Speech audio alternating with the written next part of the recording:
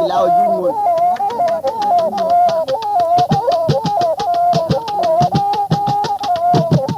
riz, c'est une promotion en filière et aussi c'est un projet phare du gouvernement. Ça compte parmi les meilleurs projets que le gouvernement veut promouvoir. À date d'il y a on est leader du riz.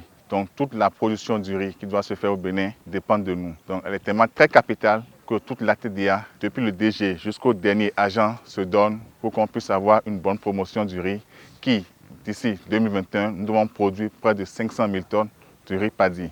Aujourd'hui, le gouvernement dit de 500 000, on doit passer à 1 million de tonnes parce qu'on ne doit plus être dépendant du riz. On doit nous-mêmes produire ce qu'on doit manger.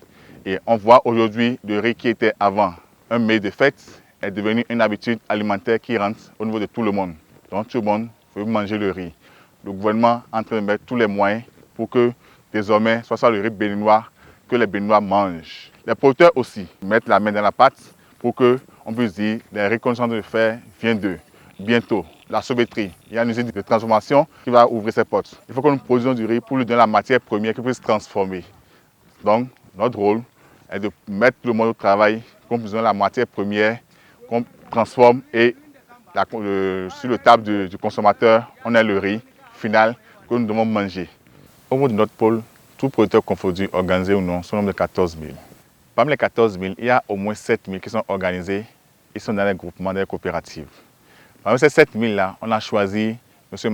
Machoudou Alidou comme un producteur meilleur.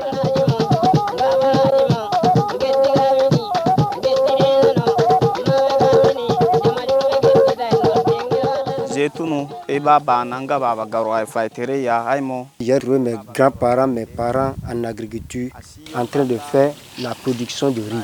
L'agriculture, je l'ai hérité de mes parents. Aujourd'hui, ça fait 15 ans que je me suis détaché d'eux avec 1 hectare de riz. Aujourd'hui, j'ai grandi jusqu'à 5 hectares de riz. Ce que vous voyez de tous les côtés ici, c'est mon champ de riz. Il a près de 5 hectares et il fait 2 cultures par an. Culture hivernale et culture de contre-saison. Aux cultures hivernales, il est à 5 tonnes à l'hectare parce que l'eau est bien. Mais aux cultures de contre-saison, à cause de l'eau qui n'est pas aussi régulée parce qu'il n'y a pas de l'eau, il faut pomper, là, le rendement est autour de 4 tonnes. Aujourd'hui, il est en train de faire la semence. La semence, c'est une culture très difficile parce qu'il faut suivre les choses à la lettre. Sinon, lorsque le contrôle vient, on peut te déclasser. Il est en train de faire une innovation qui est nouvellement arrivée. C'est l'enrobage de l'engrais urée par l'huile de Nîmes. Cette technique permet de diminuer la quantité d'engrais urée qu'on utilise pour fumer le riz. Et aussi, ça permet de maintenir l'engrais dans le sol au lieu que ça s'évapore rapidement. Et ça joue aussi sur le rendement à la fin, parce qu'à la fin, le rendement est élevé. Cette technique permet d'utiliser moins d'engrais. Ce qui me différencie des autres, c'est l'application des technologies qu'on nous apprend. Au moment où on ne nous apprenait rien, on faisait le riz en vrac, on ne trouvait pas beaucoup. Maintenant que les ATDA nous apprennent beaucoup de technologies, ils viennent nous assister pour nous montrer comment il faut faire. Ils nous ont appris à repiquer un plan par poquet sur les cordeaux avec les écartements de 25 cm. Nous a permis aujourd'hui d'améliorer notre rendement. Avant, en contre-saison, on est à 35 à 40 en son temps. Aujourd'hui, grâce aux technologies, on trouve jusqu'à 70 sacs à l'hectare. 73 4 tonnes comme ça. En saison hivernage, on est à 5 tonnes à l'hectare.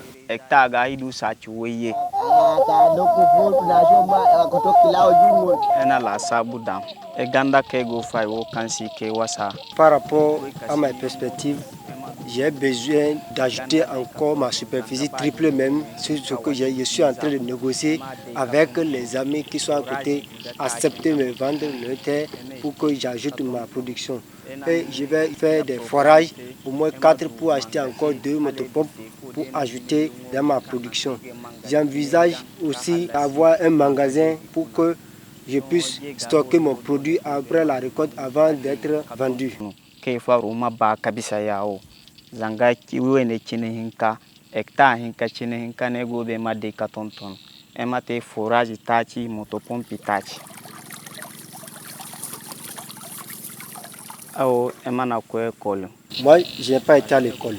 J'ai suivi des formations que la TDA nous a données depuis des années. C'est ça que j'ai suivi jusqu'à aujourd'hui. Plus je veux avoir encore plus de formations pour augmenter ma production. Avec lui, on est en train de faire passer beaucoup d'informations parce que ça fait des tâches dures et ça évolue.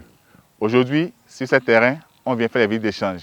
Il donne facilement ce qu'il fait. Il accepte l'innovation avec les autres producteurs, ils échangent ce qu'il fait. Ce n'est pas un producteur qui porte handicap aux innovations.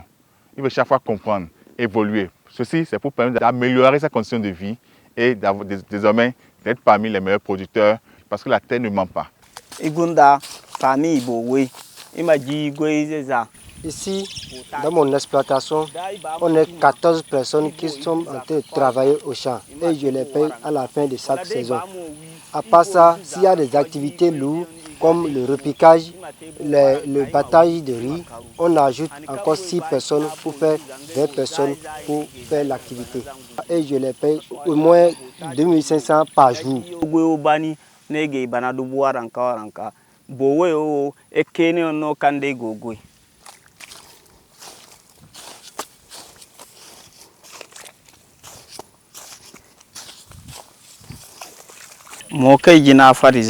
Ce que nous produisons actuellement, on vend ça à une entreprise qui est à côté qu'on appelle Mokasado, qui est une entreprise qui a l'autorisation de vendre des semences certifiées. Donc c'est l'entreprise qui prend nos produits. Nous demandons à toute personne pour qu'ils viennent acheter nos produits car nous avons encore les produits en stock. Il y a encore d'autres qui vont sortir bientôt que nous n'avons pas encore trouvé des marchés de Koulouma.